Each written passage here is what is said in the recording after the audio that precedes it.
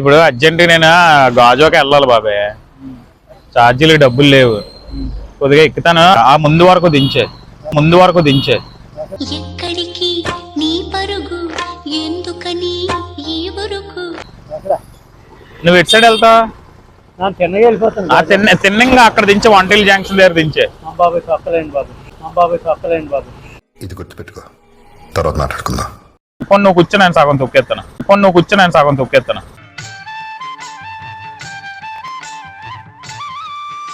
ఛార్జీలు డబ్బులు లేవు బాబే. అదే నీ మనవడైతే నువ్వు ఇలా చేస్తా, హెల్ప్ చేస్తావు కదా. ఎక్కలా అప్పు ఎందుకు అల్లగా అక్కడ వరకు డౌనే కదా. మామూలు తొక్కు చూడు, బరువు ఎక్కువ అనుకో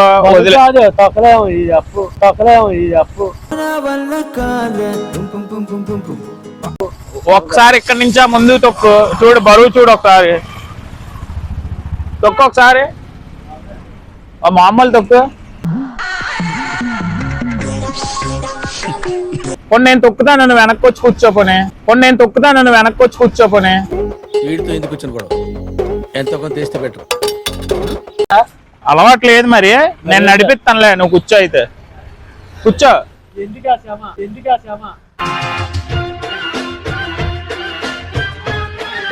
సో ఇందువదన కుందరదన మందగమన మధుర వచన. వావ్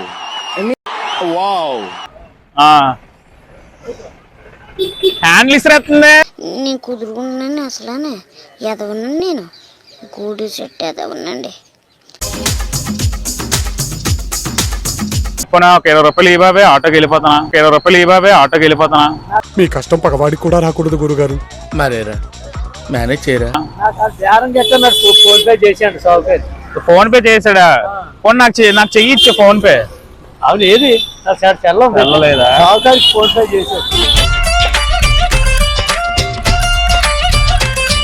మామూలు ఒకసారి చూడు, లాగ్గలవా లేదో చూడు.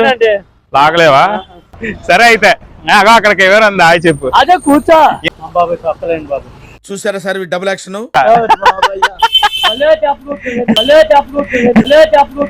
గుమ్మడి పువ్వుల నవ్వులతో గుమ్మ ఎదురు చూసి